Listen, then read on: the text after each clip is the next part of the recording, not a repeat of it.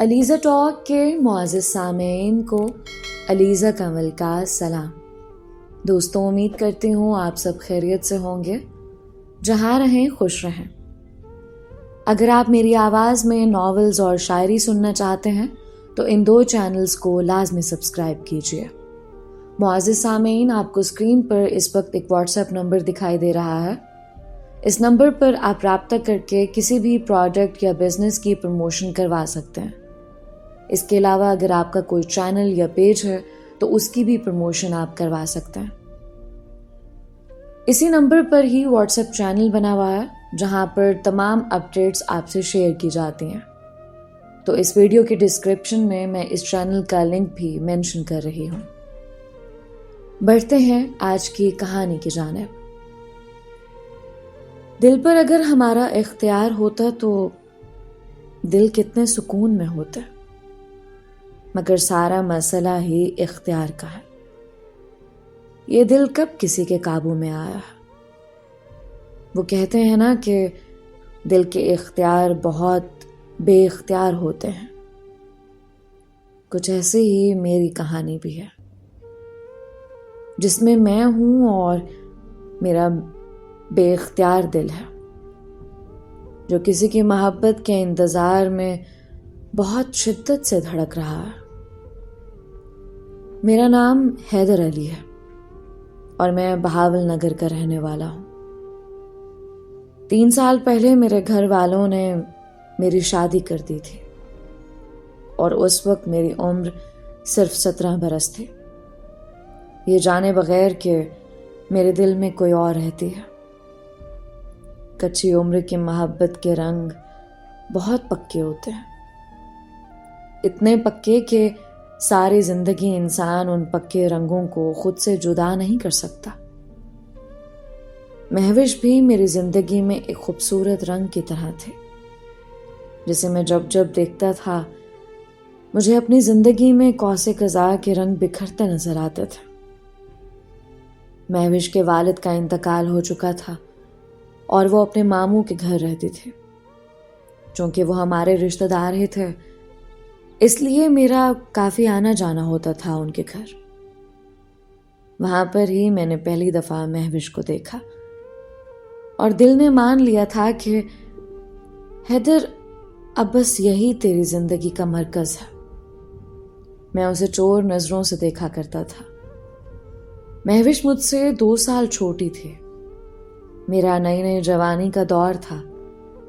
مجھے آج بھی وہ دن یاد ہے جب میں کسی کام کے بہانے ان کے گھر گیا کہ ایک نظر مہوش کو دیکھ سکوں۔ میں کافی دیر تک مہوش کے ماموں کے پاس بیٹھ کر باتیں کرتا رہا۔ اکثر جب میں آیا کرتا تھا وہ میرے لیے چائے بنا کر لاتی تھی، مگر آج وہ مجھے کہیں نظر ہی نہیں آ رہی تھی۔ کیا ہوا حیدر، کوئی مسئلہ ہے کیا؟ اس کے ماموں نے یقیناً میری بے چینی محسوس کر لی تھی۔ میں نے جلدی سے نفی میں گردن ہلائی۔ کچھ نہیں ماموں، بس سر میں تھوڑا درد تھا۔ کہتے ہوئے تو اچھا نہیں لگ رہا، مگر چائے کی طلب محسوس ہو رہی تھی۔ یہ تمہارا اپنا ہی گھر ہے، میں ابھی چائے کا کہتا ہوں، پی کے جانا۔ میرے دل نے شدت سے دعا کی کہ مہوش میرے لیے چائے بنائے، اور واقعی ایسا ہی ہوا۔ انہوں نے مہوش کو آواز دی جو ان کی تیسری آواز پر بھاگتے ہوئے آئے۔ مہوش، حیدر کے لیے اچھی سی چائے بنا دو۔ اس نے ایک گہری نظر میرے چہرے پر ڈالی اور اسبات میں سر ہلا کر چلے گئے۔ میں اسے اب تک چور نظروں سے دیکھ رہا تھا اور بار بار خود کو یہ کہہ کر سمجھا رہا تھا کہ اتنا نہیں دیکھو اسے، سامنے ماموں بیٹھے ہیں۔ مگر محبوب سامنے ہو تو نظریں فقط اسی کی پابند ہو جاتی ہیں، یہ بھی بھول جاتا ہے کہ آس پاس کوئی موجود ہے۔ کچھ ہی دیر بعد وہ چائے بنا کر لے آئے۔ اس نے وہ 2 چائے کے کپ میز پر لا کر رکھ دیے، اور جب ماموں نے اسے پوچھا یہ ہاتھ پر کیا لگا ہوا ہے؟ کچھ نہیں ماموں، ذرا سا ہاتھ جل گیا تھا۔ دانت صاف کرنے والی ٹیوب لگائی ہے. زیادہ تو نہیں جلا؟ بے ساختہ میرے منہ سے نکلا. اس نے حیرت سے میری جانب دیکھا. نہیں نہیں اتنا نہیں. یہ کہہ کر وہ اپنے کمرے میں چلے گئے. میں دل ہی دل میں خود کو کوس رہا تھا. کیا ضرورت تھی چائے کی فرمائش کرنے کی؟ جانے کتنا ہاتھ جل گیا ہوگا. اور حیران بھی ہو رہا تھا مجھے اس کی ذرا سی تکلیف کیوں اتنی زیادہ محسوس ہو رہی تھی. خیر دیدار ہو گیا تھا اور نظروں کی پیاس بجھ گئی تھے. سو میں گھر چلا گیا. مگر اس دن دل میں فیصلہ کر لیا تھا شادی کروں گا تو صرف مہوش سے. یوں ہی وقت گزرتا گیا اور میری محبت بس اسے دیکھنے تک محدود ہو گئی. اس سے زیادہ فی الحال میں کچھ نہیں کر سکتا تھا. میں یہ بھی نہیں جانتا تھا کہ وہ مجھ سے محبت کرتی ہے کہ نہیں، مگر اتنا تو محسوس کر سکتا تھا.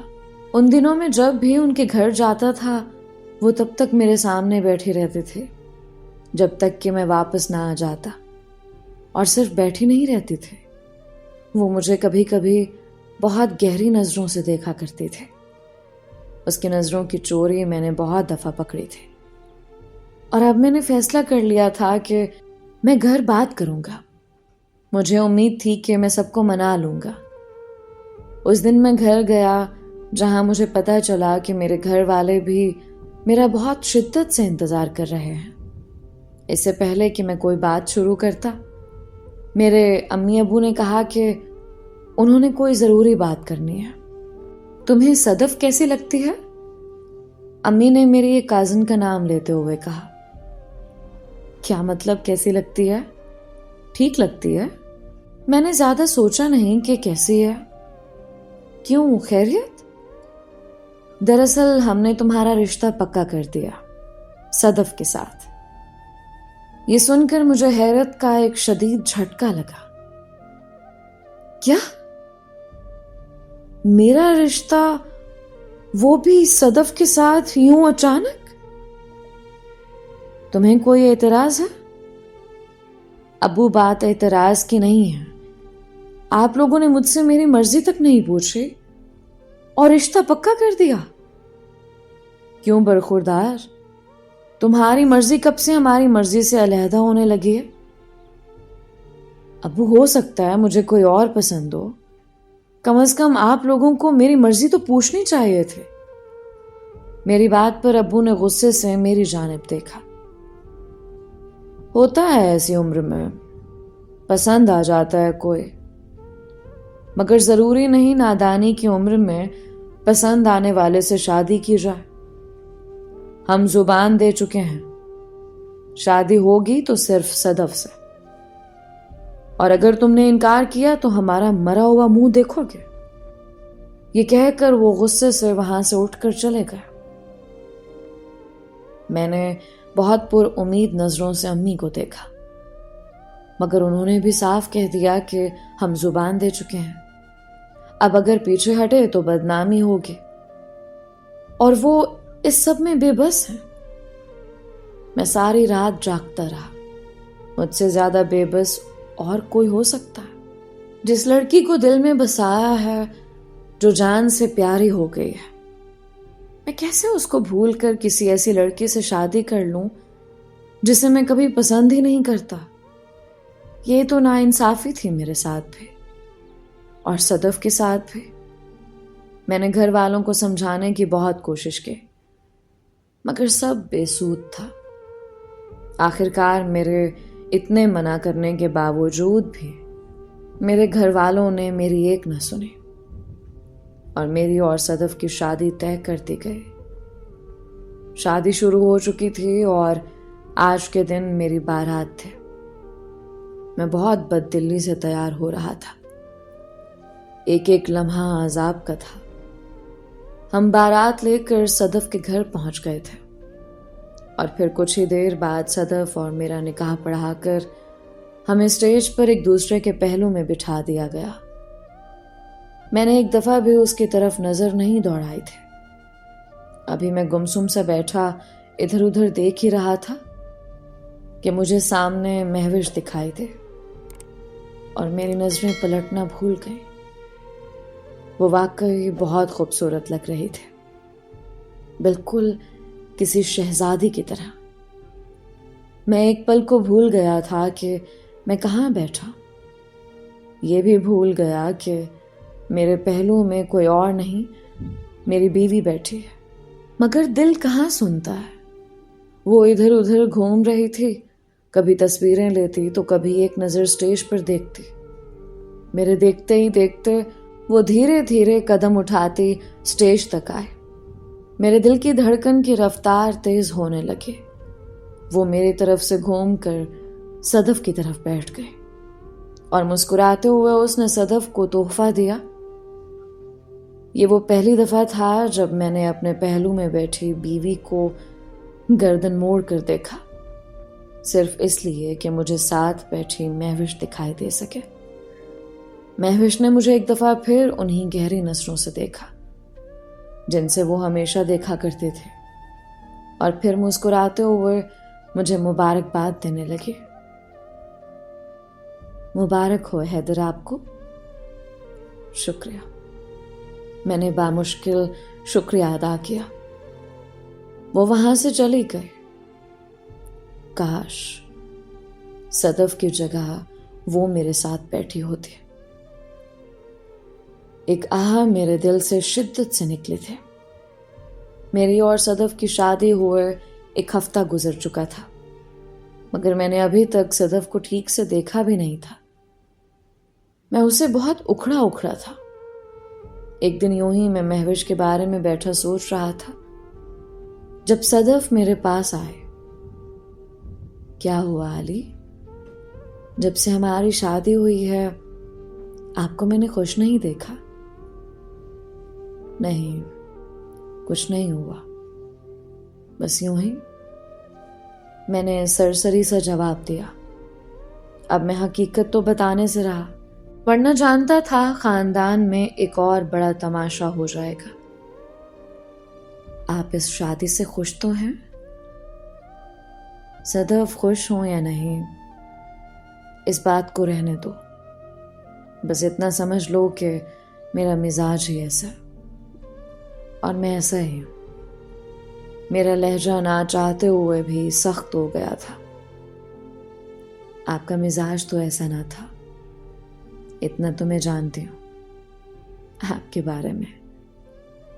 وہ دھیمی سی آواز میں بولے، تم میرے بارے میں کچھ نہیں جانتے۔ تم کچھ نہ ہی جانو تو اچھا۔ اتنا کہتے میں وہاں سے اٹھ گیا۔ مزید مجھ سے صدف کی باتیں برداشت نہیں ہو رہی تھیں۔ دل جب کہیں باہر لگا ہو تو اپنی بیوی کی کوئی بات اچھی نہیں لگتی۔ شادی کے کچھ دنوں بعد مجھے پتا چلا کہ مہوش کے ماموں نے ہم سب کی دعوت رکھی ہے۔ میرے لیے تو یہ عید کے پیغام سے کم نہ تھا۔ آخرکار اتنے وقت بعد مہوش کا دیدار ہوگا۔ میں اس دن بہت چاہ سے تیار ہو رہا تھا۔ کمرے میں موجود میری بیوی بھی تیاری میں مصروف تھے۔ میں سنگھار میں اس کے سامنے جا کر کھڑا ہوا۔ مجھے اپنا اور صدف کا عکس شیشے میں دکھائی دے رہا تھا، مگر ایک پل کو مجھے لگا کہ وہاں صدف کی جگہ مہوش ہے۔ کتنا مکمل لگ رہا تھا سب۔ میں بے ساختہ مسکرانے لگا۔ ابھی میں مزید کچھ سوچتا کہ صدف کے بلانے پر میں ہوش میں آیا اور حقیقت دیکھ کر میری مسکراہٹ زائل ہو گئی۔ کیوں آوازیں لگا رہی ہو بار بار؟ آج آپ بہت خوش لگ رہے ہیں۔ جب سے ہماری شادی ہوئی ہے یوں پہلی دفعہ آپ کو مسکراتے دیکھا۔ صدف کی بات پر میں نے اسے نظریں چرائیں۔ تمہیں میری جاسوسی کرنے کی ضرورت نہیں ہے۔ میں کب مسکراتا ہوں کب نہیں تم حساب نہیں رکھا کرو۔ میں چڑھنے لگا تھا۔ آپ میرے شوہر ہیں حیدر علی، میری نظریں آپ پر نہیں ہوں گی تو پھر کس پر ہوں گی؟ جانتا ہوں کہ تم میری بیوی ہو، میرے نکاح میں ہو، سب جانتا ہوں۔ تم بار بار یاد مت کروایا کرو۔ جلدی کرو اب دیر ہو رہی ہے۔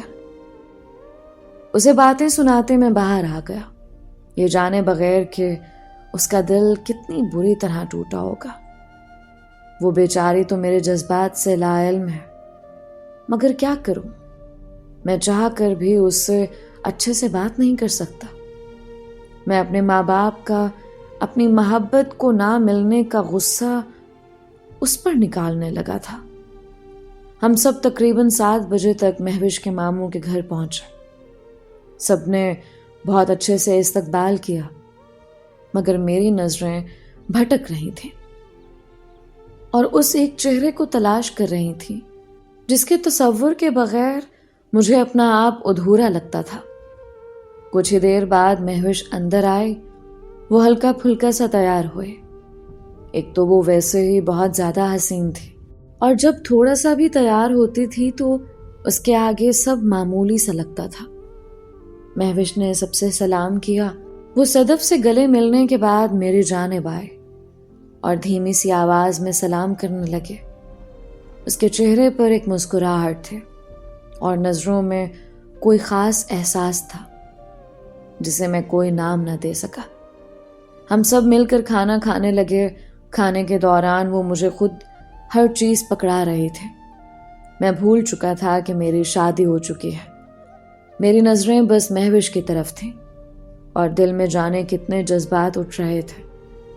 کسی طرح مجھے مہوش حاصل ہو جائے، اور بس بہت مشکل سے میں نے دل کی حالت پر قابو پایا۔ کھانا کھانے کے بعد چائے کا دور چلا۔ کتنے دن ہو گئے تھے میں نے مہوش کے ہاتھ کی چائے نہیں پی تھی۔ میں چائے بنا کر لاتی ہوں، میری ایک دوسری کازن بولی، اور اٹھ کر کچن میں جانے لگے جب مہوش نے اسے روک دیا۔ تم بیٹھو، میں بنا کر لاتی ہوں۔ میرا دل یک دم خوش ہو گیا۔ ایسا محسوس ہوا جیسے مہوش نے میرے دل کی بات جان لی ہے۔ اس رات ہم کافی دیر تک ان کے گھر بیٹھے رہے، اور اس سب میں مہوش میرے سامنے سے ہلی بھی نہیں۔ گاہے بگاہے وہ مسکراتے ہوئے مجھے دیکھنے لگتے، اور میں اسے۔ گھر آ کر بھی میں مسلسل اسے ہی سوچ رہا تھا۔ مجھے ہر حال میں مہوش چاہیے، میں اس کے لیے کچھ بھی کر سکتا ہوں، کچھ بھی۔ بس اب مجھ سے خود پر قابو نہیں پایا جا رہا۔ میں اس کے روپ کا بری طرح اسیر ہو چکا تھا۔ سب گھر والے بیٹھے کھانا کھا رہے تھے۔ آج گھر میں کھانے کا کافی اہتمام ہوا تھا۔ میں بھی ان سب کے ساتھ بیٹھا کھانا کھا رہا تھا جب میری امی بولی، بریانی بہت مزے کی بنائی ہے صدف، تمہارے ہاتھ میں بہت ذائقہ ہے۔ کیوں حیدر، ٹھیک کہہ رہی ہوں نا میں نے چونکتے ہوئے امی کو دیکھا۔ مجھے واقعی ان کی بات سمجھ نہیں آئی تھی۔ میں شاید اپنے کسی خیال میں تھا۔ کیا کہہ رہی ہیں امی؟ یہی کہ صدف کے ہاتھ میں بہت ذائقہ ہے۔ تمہیں پسند آئے چاول؟ انہوں نے مجھ سے پوچھا، اور میرا دھیان مہوش کے ہاتھ کی بریانی کی طرف چلا گیا جو اس نے دعوت پر بنائے تھے۔ بس ٹھیک ہی ہے، بریانی تو وہ تھی جو اس دن ماموں کے گھر کھائی تھی، وہ بہت مزے کی تھی۔ وہ تو مہوش نے بنائی تھی، اچھی تھی، مگر مجھے تو صدف کے ہاتھ کی زیادہ اچھی لگی ہے۔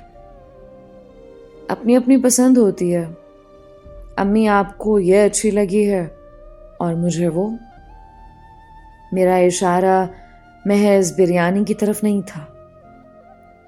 یہ کوئی نہیں سمجھ سکتا تھا، کیونکہ کوئی نہیں جانتا تھا کہ میرے دل میں مہوش کو لے کر کیا جذبات ہیں۔ میری اور صدف کی شادی کو اب مہینے گزر چکے تھے، مگر اب تک میرا رویہ صدف کے ساتھ ٹھیک نہیں تھا۔ ایک دن وہ تنگ آتے ہوئے آخر بول ہی پڑے، آپ کو میں اچھی نہیں لگتی حیدر؟ کیا مطلب ہے اس بات کا؟ بیوی ہو تم میری، اچھا برا کہاں سے آ گیا؟ میں نے اس کی بات کو سنجیدہ لیے بغیر کہا، صرف بیوی کہہ دینے سے حق ادا نہیں ہو جاتا۔ آپ نے کبھی مجھے بیوی سمجھا بھی ہے؟ آج تک ایک نظر پیار سے مجھے دیکھا نہیں ہے۔ میں جتنا بھی اچھا کھانا بنا لوں، آپ تعریف نہیں کرتے۔ ایسے لگتا ہے آپ اس شادی سے خوش نہیں ہیں اور میں زبردستی آپ کے ساتھ باندھتی گئی ہوں. تم نے جو بھی سمجھنا ہے سمجھو. پتہ نہیں کیا کیا سوچتی رہتی ہو. میرے پاس تمہارے کسی سوال کا کوئی جواب نہیں ہے. مجھے لگا کہ اب وہ خاموش ہو جائے گی، مگر آج اس کے ارادے چپ ہو جانے والے نہیں لگ رہے تھے. آپ مجھے سچ سچ بتائیں، کہیں آپ کسی اور کو تو پسند نہیں کرتے؟ میں نے حیران ہوتے ہوئے اسے دیکھا تو گویا وہ مجھے پڑھنا شروع کر چکے تھے. کرتا بھی ہوں تو تم سے کیا؟ لہٰذا آئندہ ایسی کوئی فضول بات مجھ سے مت کرنا.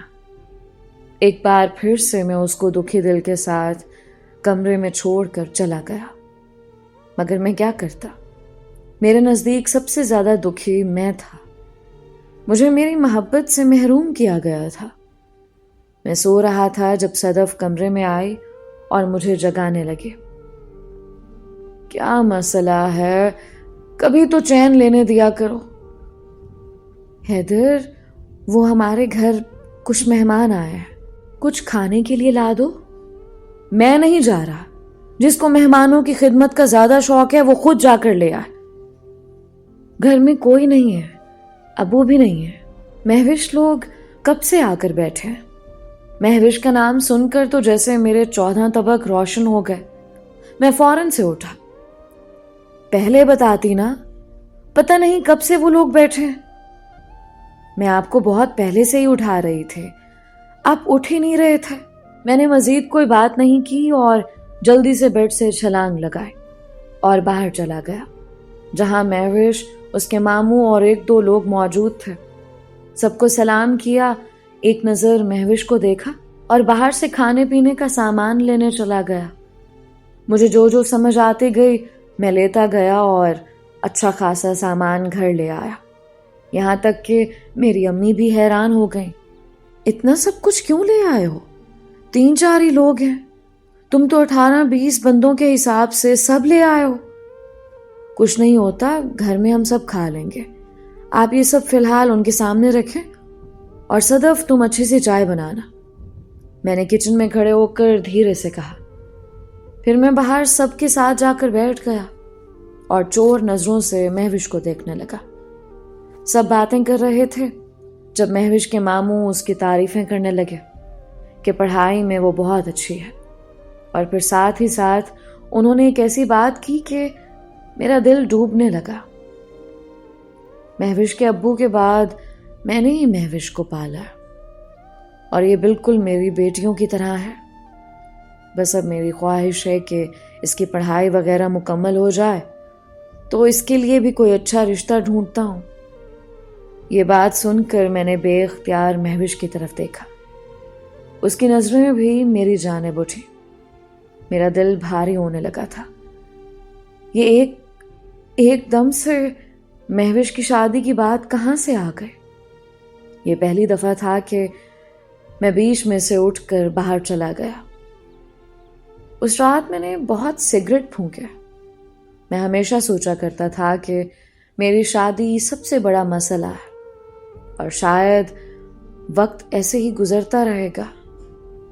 میں ایک شادی شدہ مرد ہو کر بھی اسے چاہتا رہوں اور وہ بغیر کسی اقرار اور امید کے ساری عمر اپنے ماموں کی دہلیز پر بیٹھے رہے گے، کسی ایسے انکہے رشتے کے نام جس کا میں کبھی اظہار نہ کر سکا اور نہ اس نے قدم آگے بڑھائے. میں یہ تو بھول گیا تھا کہ اس کی بھی تو کبھی شادی ہوگی اور یہی بات میری جان نکالنے کے لیے کافی تھے. وہ میری نظروں سے اوجھل ہو جائے گی.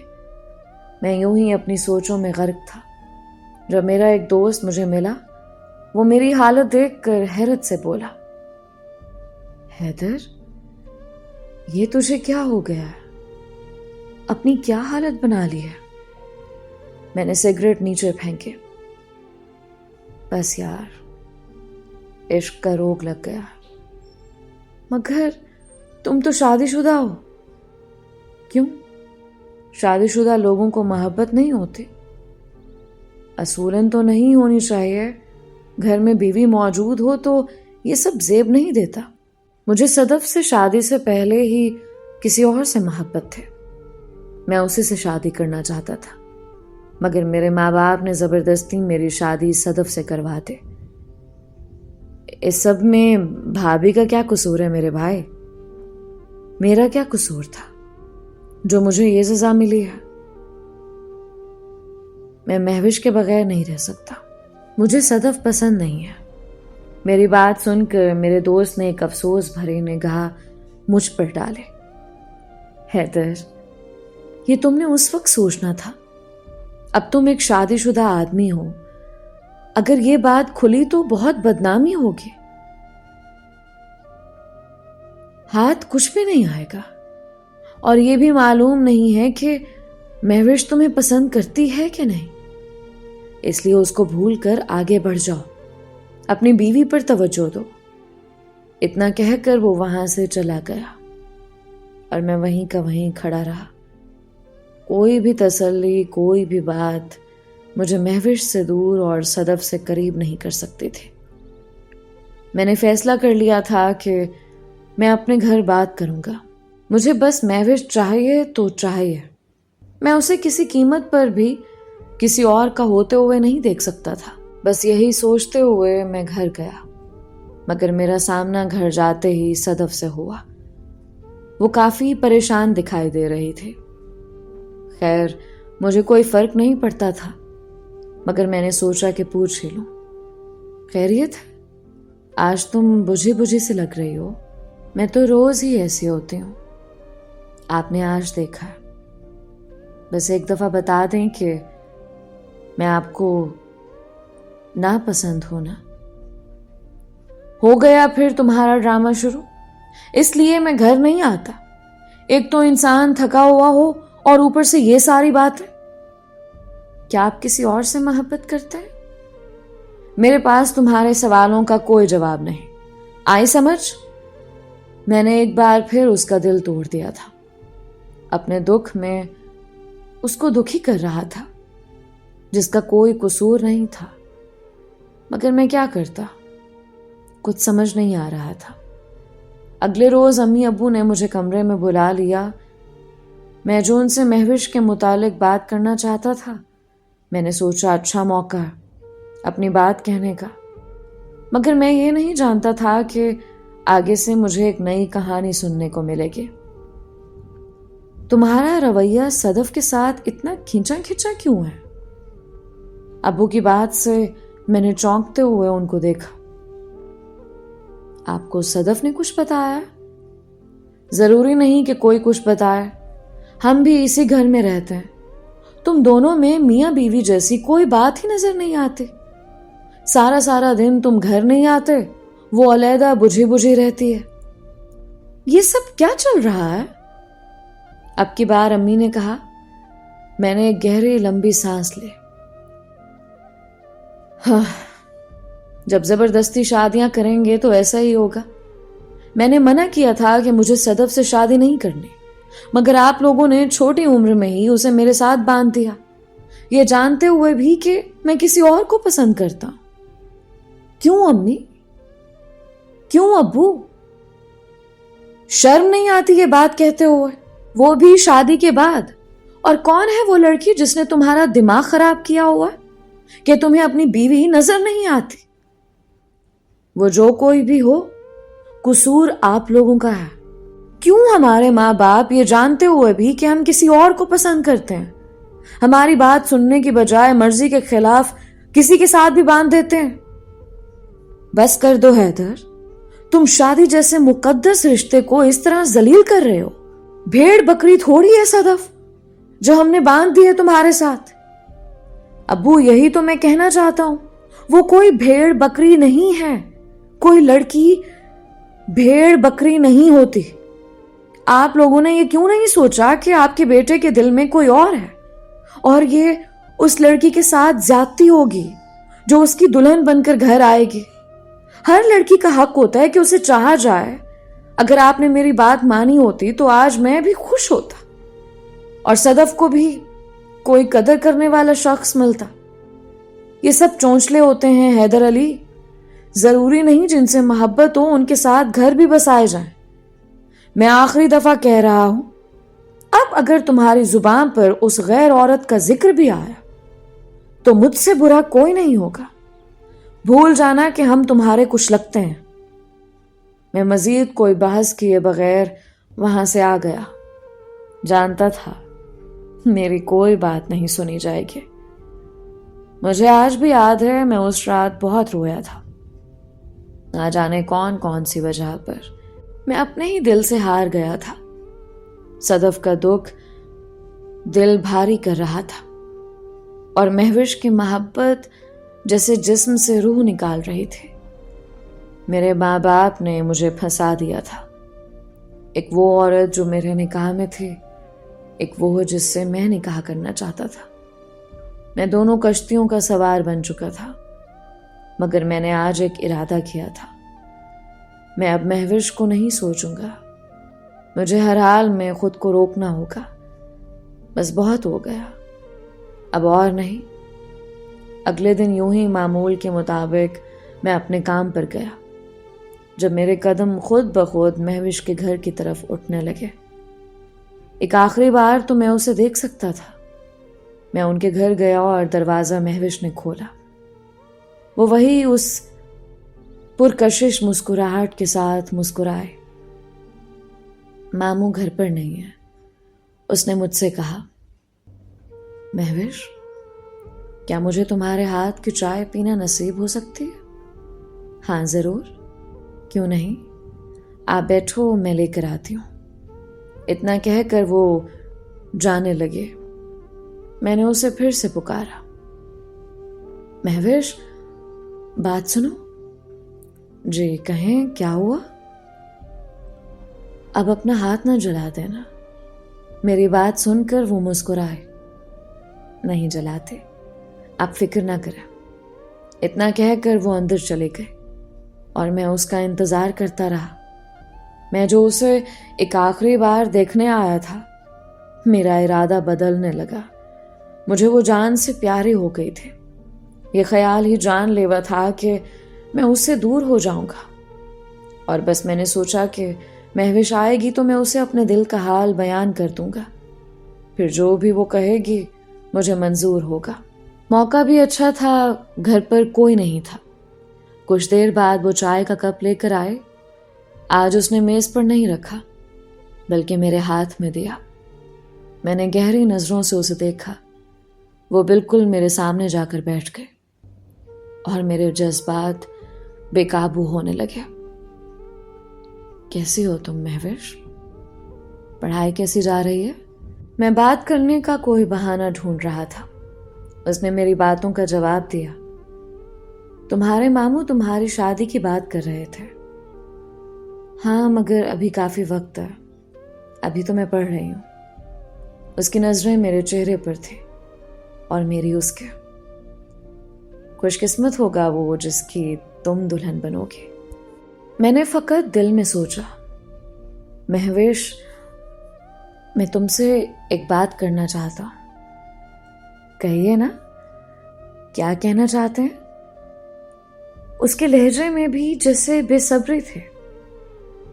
وہ دراصل اس سے پہلے میں کچھ کہتا، اس کے ماموں تشریف لے آئے اور بات ادھوری رہ گئی۔ میں ان سے اچھے سے ملا۔ مہوش اندر جا چکے تھے، بات وہیں ادھوری رہ گئی تھی۔ میرا مقصد جیسے بیچ میں ہی رہ گیا تھا۔ چائے ختم کر کے میں اٹھ کر جانے لگا جب اس کے ماموں نے مجھے روکا۔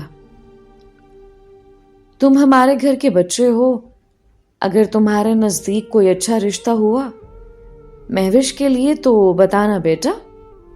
تم بہت سلجھے ہوئے، بہت تمیزدار بچے ہو، کب سے ہمارے گھر آ رہے ہو، مگر مجال ہے جو کبھی آنکھ اٹھا کر دیکھو۔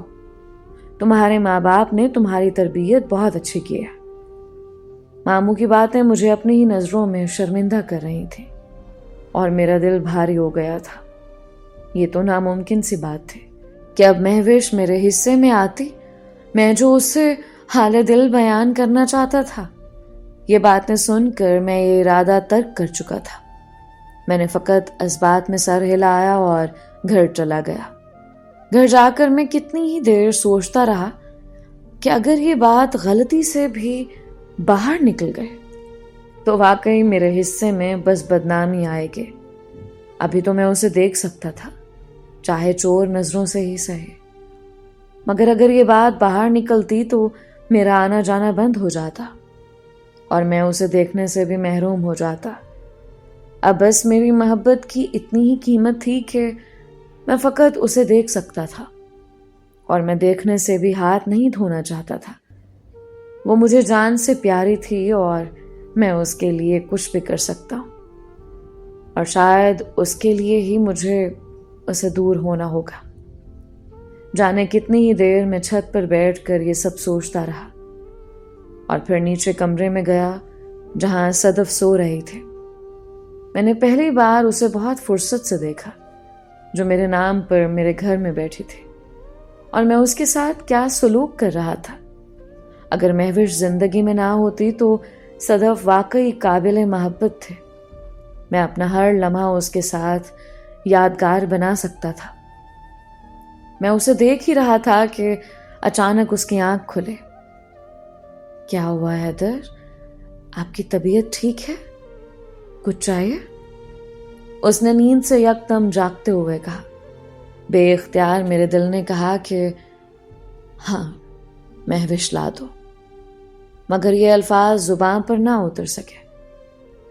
نہیں، تم سو جاؤ، کچھ نہیں چاہیے۔ اتنا کہہ کر میں بھی سونے کے لیے لیٹ گیا۔ وہ دن اور آج کا دن ہے۔ مجھے آج بھی مہوش سے شدت سے محبت ہے، مگر ایک دکھ بھی ہے کہ میں صدف کو وہ محبت کبھی نہ دے سکا۔ کاش میں پہلے ہی یہ قدم اٹھا لیتا اور سب کو اپنی چاہت سے آگاہ کر دیتا تو آج صدف کے ساتھ بھی زیادتی نہ ہوتے۔ میں اب بھی مہوش کو چور نظروں سے دیکھتا ہوں، کبھی کبھی بے بس ہو جاتا ہوں۔ جانتا ہوں کہ جلد اس کی شادی ہو جائے گی، بس اس لیے چپ ہو چکا ہوں کہ کہیں کسی کو بھنک نہ لگ جائے۔ ابھی تو کم از کم دیکھ سکتا ہوں، ورنہ اس سے بھی جاتا رہوں گا۔ مگر کہیں نہ کہیں اب میرے دل میں میری بیوی کے لیے بھی محبت نہ سہے احساس پیدا ہونے لگا ہے۔ شاید مہوش میری نظروں سے اوجھل ہو جائے، اس کی شادی ہو جائے تو میں اپنے آپ کو سمجھا کر اپنی بیوی کے ساتھ ایک اچھی زندگی گزار سکوں، مگر کون جانے یہ دل مجھے کہاں لے جائے گا۔ دوستو، یہ تھی علی حیدر کی خاموش محبت۔ امید ہے اس کہانی سے آپ نے کافی کچھ سیکھا ہوگا۔ خدا را اپنی محبت کے چکر میں کسی اور معصوم انسان کی زندگی مت برباد کرے۔ ملتے ہیں ایک اور نئی اور منفرد کہانی کے ساتھ۔ مجھے اپنے ڈھیر سارے دعاؤں میں یاد رکھیں۔ علیزہ کمل کو اجازت دیجیے۔ اپنا اور اپنوں کا بہت خیال رکھیں۔ اللہ حافظ۔